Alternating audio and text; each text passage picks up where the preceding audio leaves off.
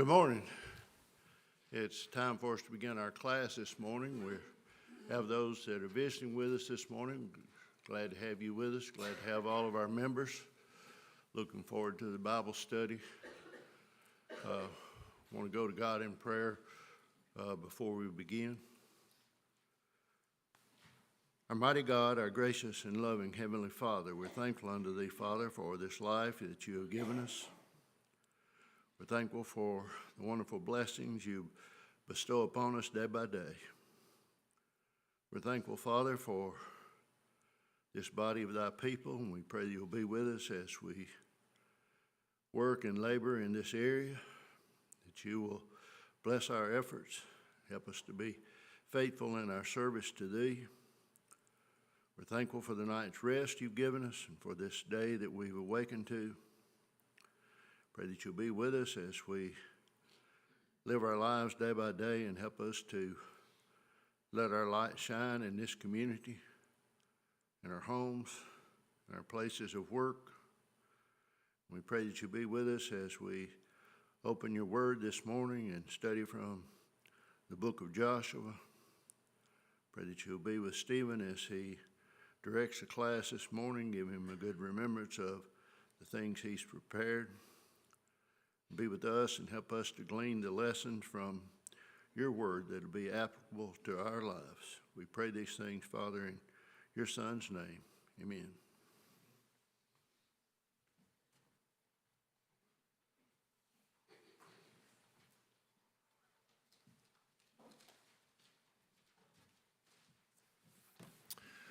All right, we're picking up in just a few moments. We'll be picking up in Joshua chapter 10.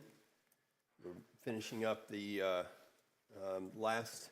looking at the last question from the previous lesson, looking in Joshua chapter 9 and the story of the Gibeonites. We talked about the similarities between the Gibeonite story and the story of Rahab, as well as some comparisons with the story of Isaac and Jacob, the deception of Isaac by Jacob.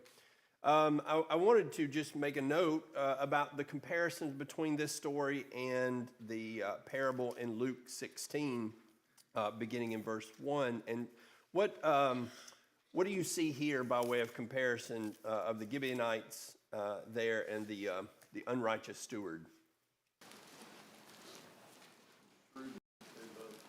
Yeah, so it's the same words used to start it out, right? They were shrewd. And so I think in the parable in Luke 16, Jesus is pointing to a worldly person using worldly wisdom in order to gain. And that's what the Gibeonites did. And we talked about that from the standpoint of there's additionally, as you continue through the story, there's humility that shows up and a willingness to serve and to change their loyalties and so forth. So I think there's more than just that. But as you're just evaluating the story, I think it is worth pointing out that word shrewd is an advantage. Or can be used as an advantage. And so when it says this, it's, they're being more thoughtful and more careful and more resourceful than the rest of the nations who are just kind of doing the typical thing, which is what we're going to see here in chapter 10. Here's a threat. Let's gang up and let's see what we can do to resist it.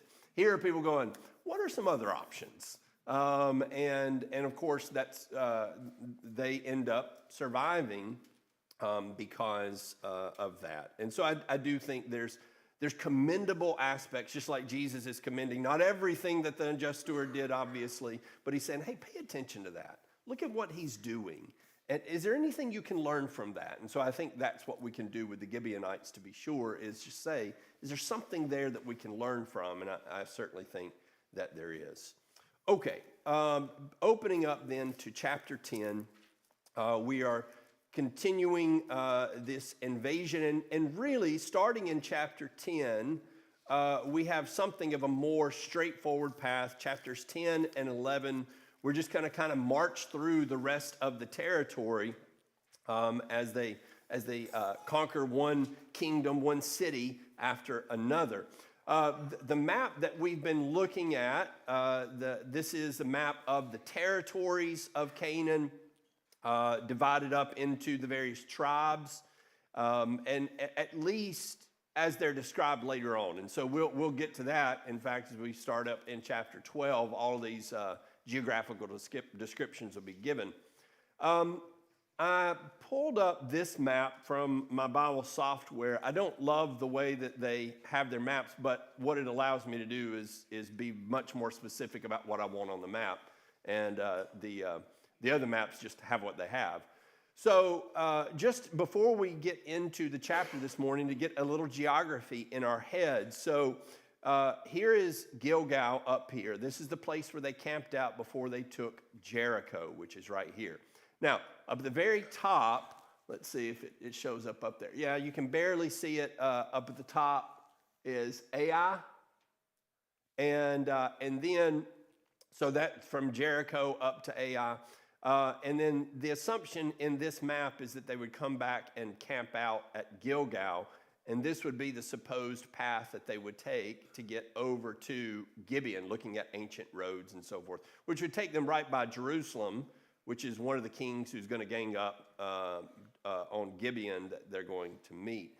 Then from Gibeon, coming on around and making their way down through some of these other cities that are mentioned, there's Libnah, down to Lachish.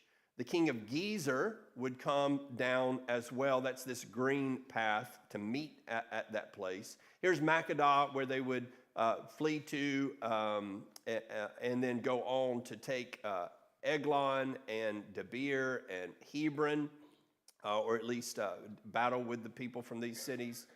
And then this blue is the assumed path that they would take to get back to their campsite. But this gives you, it does take sort of a geographical, sort of an arc as they're coming around down into the southern territory, getting down towards the Negev, and basically gaining control really of all the strategic territory to the south as these various kings come up. So hopefully some of that, having that recognition of where things are is a little bit helpful as we're reading through some unfamiliar place names throughout the text this morning. All right. So it tells us right off the bat, it happened when Adonai-Zedek, king of Jerusalem, heard that Joshua had captured Ai and had devoted it to destruction just as he had done to Jericho and its king, so he had done to Ai and its king, and that the inhabitants of Gibeon had made peace with Israel and were within their land. They feared exceedingly. All right, so one of the things that prompts what we're about to see is they've already seen what's happened at Jericho. They've seen what's happened at Ai, and the word that's going to happen to them too. How does Gibeon come into it? What's their thought about Gibeon coming to peace terms with Joshua and Israel? These other kings revered Gibeon as a powerhouse. Yes, all right. So it says of Gibeon, because Gibeon was a great city, like one of the royal cities, and because it was greater than Ai, and all its men were mighty.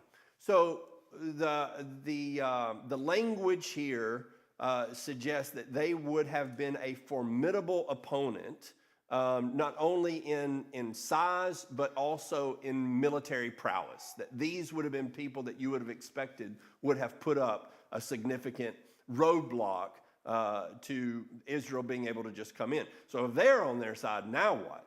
All right, so the strategy is not to go straightforwardly after Israel, but to do what? The traitors, as it were. Yes, punish the traitors. Take out the allies, right? And so he calls the other kings to come together in order to do this.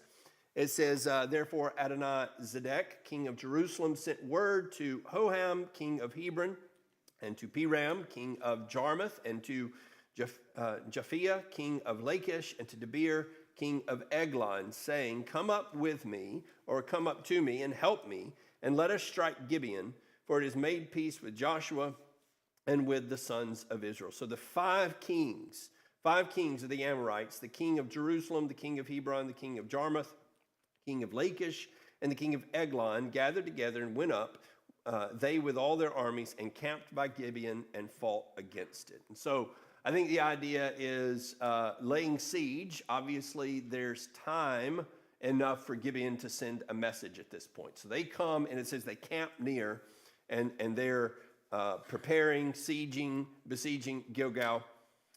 They get a message out, and what is the nature of that message to Joshua? Help. And in what way does he plead for help? Not forsake your servants. Yes. It says, they sent word to Joshua, this is verse 6, to Joshua to the camp at Gilgal, saying, do not abandon your slaves. Come up to us quickly and save us and help us, for all the kings of the Amorites that live in the hill country have assembled against us. I would say that is a humble plea. It's a desperate plea, but it's a humble plea. And recognizing their own position, you said you were going to protect us, and so the plea is sent out. And what is the response to that plea from Joshua's standpoint? He immediately gets all of his men together, and they march through the night. They don't hesitate. Yes. All right. So it's swift and thorough, I would say. He gathers all the men, as Lance pointed out. It notes they march through the night in order to get there, and so there's no delay whatsoever. Now, incidentally, as we're going on that march, what else are we told about the response? Not just from Joshua. What does God have to say? Since I've given them into your hands. Yeah. All right. So not only is he responding to that call, but additionally, God is saying, this is right. Move forward. You're going to win. I've given them into your hand, etc. So they're moving forward with God's good blessing and even command as they go into this battle. Now, they begin the battle. It tells us that Joshua came upon them suddenly. He had gone up marching all night from Gilgal and threw them into confusion before Israel. And he struck them with a great slaughter at Gibeon and pursued them by the way of the ascent of Beth-horon and struck them as far as Azekah and Makkedah. Now, what happens next as they are fleeing before Israel? Run out of daylight, so they're going to get away. Hailstones. Well, before that, what is that, Sam? God rained down great hailstones. Okay, yeah. So if you'll pardon the pun, this can be overshadowed by the next element, which is that Joshua calls for. God is already participating, right? That as they are fleeing, it says Yahweh threw down large, not just it hailed, Yahweh threw down large hailstones from heaven on them as far as Azekah, and they died. There were more who died from the hailstones than those whom the sons of Israel killed with the sword. All right, I want to pause already. Remember at the beginning when we talked about Jericho, going into Jericho and the walls falling, and such a very plain, clear message that God is the one that's giving you victory, right? The very first city that they take, it's obvious beyond all doubt that God is the one who is accomplishing that. The subsequent battles that we'll see today and continuing on into chapter 11 are not quite as thorough in God doing all the work. But God is still letting them know that he's the one that is giving them the victory. To the point here to even point out that the ones who died here are more than the ones that Israel themselves went in and slew with the sword. And so it's still quite distinct. I am giving the victory. Well, of course, it's going to get more distinct here in just a moment because, as Brad pointed out, it was looking like the battle is pretty clear. The battle was going to go on into the darkness. And so what does Joshua pray for and receive? Sun, stand still. Yeah. O sun, stand still at Gibeon. O moon in the valley of Ajalon.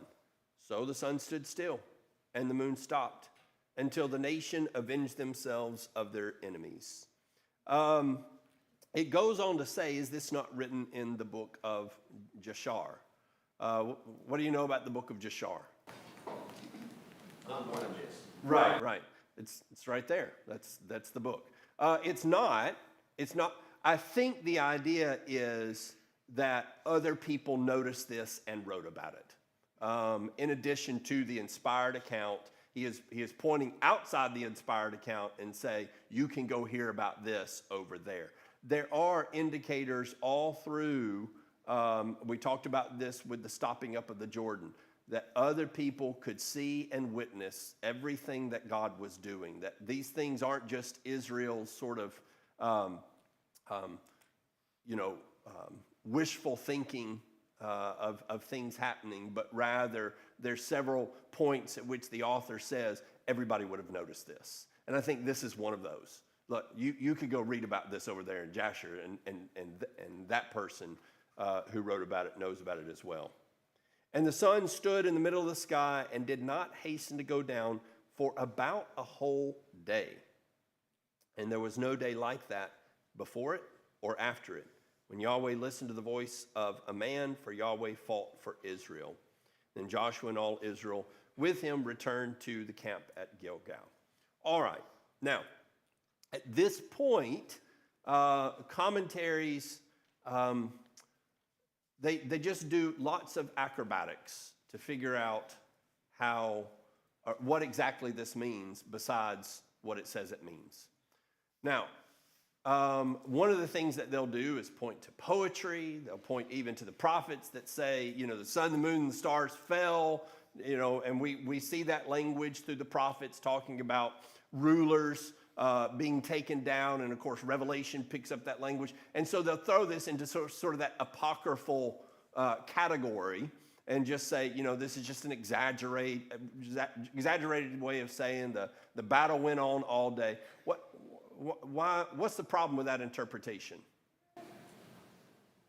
Not what it says. Not how it reads. What? It's not what it says. It's not what it says. Yeah, it's the emphatic nature of it. This is the same thing I would say about creation. When people want to make creation into mere poetry, the problem is that the author goes to great pains to make sure that he's not speaking poetically, right? Poetry doesn't have this sort of literal emphasis where you go back and say, now, just to be clear, I'm saying one night and one day. And in this case, just to be clear, I'm saying the sun stood in the middle of the sky for a whole day. That's not the same as what the prophets are doing, where they're weaving in the celestial references as they're talking about kings falling and so forth. This is, Joshua asked for this, God gave it, and to be clear, this is what that looked like. The sun did not go down. Now, yes? Well, I'm not the first person to use this device, but I think it applies here. If he were going to make it any clearer, how else could he have done it? Yes. If we wanted to say that the literal thing happened, what language could possibly be used to emphasize that besides this? All right, now, why might we have a hard time wrapping our heads around that happening? It hasn't happened since. Well, that's one thing for sure. It hasn't happened since. What else? We don't think it could be done. And that's what's funny to me. I think they want to, by saying this can't happen, they say God isn't in control. Like, we can go to the New Testament and we don't bat an eye when it says that Jesus told a man to stand up, and he stands up. We don't even think about it. Yeah. So at the same time, we should, without hesitation, go, if it says that God kept us still, God kept us still. Okay. I think you're hitting exactly where I want to emphasize, and it's the level of control that God has over his creation is total and complete. We look at it because we have a great deal of knowledge, rightfully so. I mean, I'm not denying the knowledge that we have in many cases. If in order for this to happen, like from a scientific standpoint, just from an observational standpoint, what has to happen for the sun to stand still? The universe freezes. Yeah, the earth has to stop moving. Now, from our standpoint, if we're thinking about that, if you just snapped your finger, the earth started moving, what do you think would likely happen? Off to the east at 1,000 miles an hour. That's right. There you go. Right? You are putting the brakes on a spinning object that is moving at incomprehensible speeds. And you know, we have all sorts of ways of mathematically thinking about what would happen. But to Jim's point, when Jesus says to a lame man to get up, if we were able to medically fix what was wrong with a man who'd been lame from birth, what would happen? Months, years, probably, getting to normalcy, if you will, figuring out how to walk. If that, right? If we could take a paralyzed man and make him unparalyzed, and we've had situations like that. We have medical situations like that where somebody's not even from birth. It's just a couple of years that they go with an injury, and they have to relearn to walk, and none of that's present when Jesus says, get up and walk. What about somebody blind from birth? What could you imagine when Jesus opens the eyes of a man blind from birth?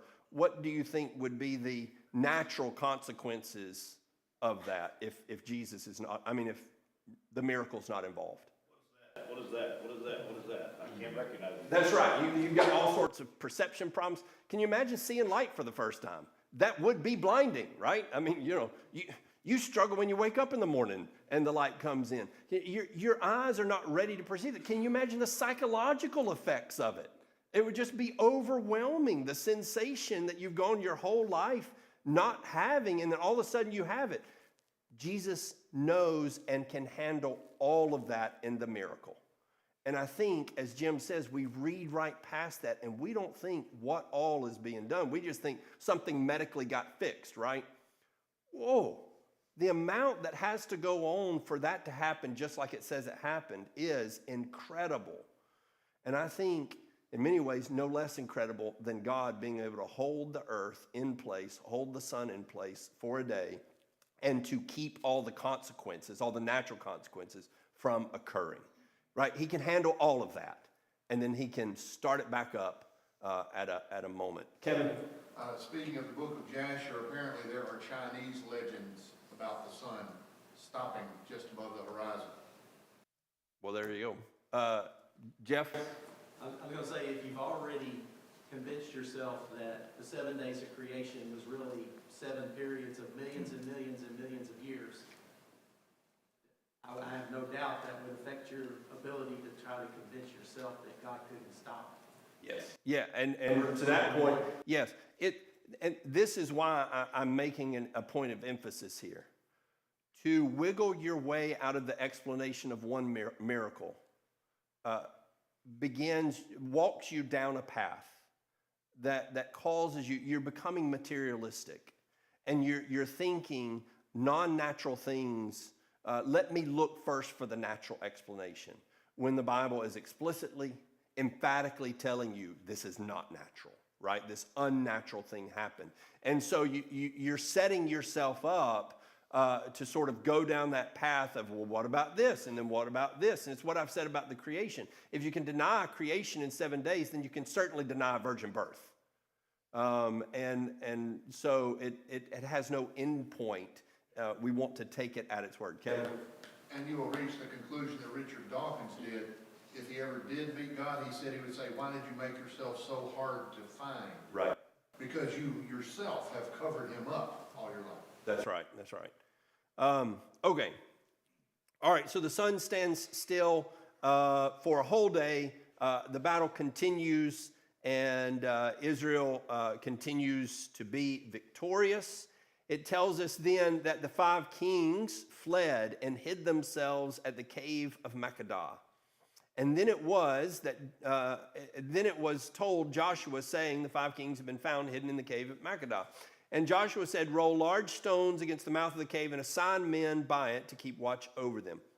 But as for you, do not stand there. Pursue your enemies and attack them in the rear. Do not allow them to enter their cities, for Yahweh your God has given them into your hands. Now it happened when Joshua and the sons of Israel had finished striking them with a very great slaughter until they were completely destroyed, and the survivors, those of them who survived, had entered the fortified cities, that all the people returned to the camp to Joshua at Makkedah in peace, and no one so much as lifted his tongue against the sons of Israel. All right, so they go hide in the cave. Joshua says, that's fine. Just keep them tight right there while we go finish things. And let's continue. So he leaves some men there to watch them. They go on. They finish the battle to the point that everybody that's left goes into a city. They come back, and now it's time to deal with these 5 kings. What does he do? How does he deal with the 5 kings? He brings them out and has his commanders put their feet on their necks. I think it's a demonstration to show the power that they have over this opposition, and then he puts them to death. Yes. All right. So the calls his commanders to put their feet on the necks of the kings. Now, looking at that, like what might a modern person reading this say about this ceremony? Cruel, Inhumane. yeah, inhumane, humiliating, Unnecessary. yeah, unnecessary. Yeah, if what you want to do is kill the kings, this part's not necessary to accomplish that, right? This is a show. It is a spectacle, a ceremony. What is that ceremony supposed to communicate? It's in the language, do not be afraid nor dismayed. God is great. Strong and of good courage, because they're about to go out and they're about to slaughter these other cities and those others. Yes, yeah. Look at what's happened here. 5 kings just rose up against us, and they are all under your feet now, right? And there's more to come. We're not done yet. We got more battles just in this chapter. We're going to keep having more battles as we go up into the north, right? And so he wants them to sort of process the total domination that God has just handed them. I would add to this the language of Jesus' conquering. What is the language that speaks to Jesus' total victory about his enemies? You're your footstool. Till I make your enemies your footstool. That's what's happening here, right? Put your feet up on the necks, right? They are made the footstools of these people and of Israel. And so they carry that mentality, right? And this is not a mentality of arrogance. It's a mentality of confidence in God, right? That's what it's supposed to do, is engender confidence in God. As to humiliation, absolutely. But humiliation is the least of the problems that's happening to these kings, right? They're being utterly destroyed. And this isn't specifically about humiliating them. It's about giving the confidence here. But I'll just say, I think if we're struggling, we'll get into this a little bit more as we go on. But if you're struggling with the people who are on the receiving end of all of this and sympathies and compassions there, then I think you're missing the whole point of all of this, that your sympathies are lying in the wrong place and you don't understand exactly who the players are and so forth. I don't think if you found a picture of somebody putting their foot on the neck of Hitler, you'd be like, wow, that's just awfully humiliating. I mean, is that necessary? Yeah, probably a lot more than that would be felt necessary. Marshall? I was just thinking that we may not have a full concept of how effective shame was in that culture as well. That their mission is not just to defeat these 5 kings, it's to show Canaan, this is what happens when you continue in rebellion against God, when you sacrifice your children. This is the end. That's right. Absolutely. All right. Okay, so now after killing these 5 kings, after this ceremony, what happens next? They want to do the campaign to start taking the cities now where they kind of wall themselves up. Yes. All right. So earlier we were told they went back into these cities. Now they're going to go marching through those cities, as we talked about here. Libnah, it tells us, and then Lachish, and then Horam of Gezer came up to help Lachish, and they do battle against them. So just one after another, from Lachish to Eglon, and so forth, marching through these cities, one after another, and it just gives us that just brief summations of their battles with each of these cities. And what do you see? What's the sort of refrain as we're going through these cities? No survivor remaining. Yeah. So one of the things that comes up over and over again is no survivors. Now, there's not it's not a solid repeated refrain, right? It's like pieces and parts get repeated throughout, and no piece gets repeated in all of them, in fact. But there are repetitions, so that you put it all together and it sounds the same as you're going through. So no survivors is one of those. What else? The Lord gave them into their hand. What else? He did to this city the same way he did to the last. Yes, just like had happened to that city, happened to this city. And so there's that idea of repetition, right? It's over and over again. And so you see all of these things, you sort of put it all together, and you get a consistent picture that Israel coming ends up this way. Every time when God's on their side, this is the picture, over and over again. And you are given the certainty that God is on their side throughout, over and over and over, because God gave them into their hand. God gave them into their hand. So these are, like I say, consistent pictures here. All right.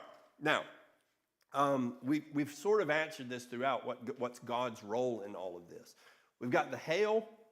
We've got the stopping of the sun. And then we just got this language throughout, whether it's to Joshua, I've given them into your hand, or here as we're going through the conquest of these cities over and over, God, it's telling us this is God giving them into their hands. Now, here is a question. First of all, before I ask the question of the justification here, why does it matter whether or not we can see the justness of what's happening here? The reason I ask that, some people might say, look, if God said it, it's right, and that's all I need to know. Why is it prudent and helpful to figure out how God is right? We want to have the same value system that he has. Yes, right. I think what some people do is say, look, God can do those things. I don't have to worry about it. If God says do it, then you do it, and don't. I want to be like God, right? I want to understand what his righteousness looks like. And if he's doing this, and it's something that many people in the world, including ourselves, very often can look at and go, I don't think that's righteous. If we're not learning why it is righteous, then we're not learning a lesson that needs to be learned. I need to learn to think like God. So I need to learn to think about this like God thinks. Not just submit. I do want to submit, but not just submit and say, well, he says it. Yes, but what is he saying? Why is it justified? What are some other aspects? What are some other advantages to thinking through that? We expect God always to be just. And if we look at some of these situations and say, well, okay, God is going a little bit dirty hairy here, but he can because he's God. Well, that now undermines the character of God. And so whatever we conclude about this, we have to conclude it must, in and of itself, be just because God did it. Okay, yeah. So if I'm talking to someone about God who doesn't like God or has been hurt in some way, they think, by God, and they're looking for reasons to hate God, this is going to be one of the places they go. I mean, this is a very, very common place. And so I'm trying to convince them that this is a good God, right? And what I don't want to say is he's a good God even though he did this. No, he is a good God even right here. This is good. And I want to help them understand why it's good. Leonard? It seems to me it's foundation to everything in our free will. If you go all the way back to Adam and Eve, God has revealed himself to us. And if he's given us free will to make those choices, it's based on the fact that he has revealed himself, and we can know what we should do to be pleasing to him. And it's always in our best interest to do what God has given us to do. But without that, what we've been talking about, our free will doesn't mean anything, it seems to me. Right. Yeah, Brad? Can I tweak what you said a moment ago? Okay. Not even though God did this or even when he does this, but rather he's a good God because he did this. Yes. Again, I'm not the first person to say this, but we lament, why doesn't God do something about the evil in the world? And then when he does it, we say, well, no, not like that. But no, he is doing something about the evil in the world in this passage. All right, yes. And so that we're going to get there in just a moment. Let me add this. God repeatedly gives us the justifications for what he does. Not always, right? Sometimes we are left to discern it ourselves. But throughout the prophets, he is constantly saying, I'm justified, right? Here is why I'm doing this, and this is why they deserve it, and et cetera, et cetera. Kevin? And that kind of question is never the end of it. You'll never run into somebody who says, well, I'm completely on board with everything in the Bible except this. Right. That's never the end of it. Well, it isn't, but it also, it gives people a foundation to exacerbate those other questions and say, if this, then this. Jim? Do you mind letting me read Romans? I love Romans 1 because I feel like it goes right into this. So in verse 18, for the wrath of God is revealed from heaven against all ungodliness and unrighteousness of men who suppress the truth and righteousness. Because what may be known of God is manifest in them, for God has shown it to them. For since the creation of the world, his invisible attributes are clearly seen, being understood by the things that are made, even his eternal power and Godhead, so that they are without excuse. Because although they knew God, they did not glorify him as God, nor were thankful, but became futile in their thoughts, and their foolish hearts were darkened. Professing to be wise, they became fools and changed the glory of the incorruptible God into an image made like incorruptible man, so the gods. Therefore God also gave them up to uncleanness in the lust of their hearts, to dishonor their bodies among themselves, who exchanged the truth of God for the lie, and worshipped and served the creature rather than the Creator, who is blessed forever. For this reason God gave them up to vile passions, for even their women exchanged the natural use for what is against nature. Likewise also the men, leaving the natural use of the woman, burned in their lust for one another, men with men committing what is shameful, and receiving in themselves the penalty of their error which was due. Even as they did not like to retain God in their knowledge, God gave them over to a debased mind to do these things which are not fitting. It goes on and on. And at the end, who, knowing the righteousness and judgment of God, that those who practice such things are deserving of death, not only do the same, but also approve those who practice them. So what we're seeing is they're getting what they deserve. Yeah. Sam? We also need to remember that God has been patient with these people because hundreds of years before, he had said that the Amorites' wickedness was not yet full. What God saw was an attitude, a disposition, a way of life that was going to lead them further and further down the road, that it's going to be just like it was in Genesis, when God destroyed the earth. These people were going to become so wicked, they had to go. Yes, absolutely. All right, so there's a couple of defenses already or ways to show the justice. I want to talk about a few more on Wednesday night to give us not just, this is sort of an excuse for this, but as Brad says, I want to give a defense that shows that God would have been unjust not to do this, that this was the appropriate thing and ought to be admired, not just sort of excused for this behavior. So we'll look at that a little bit more on Wednesday night.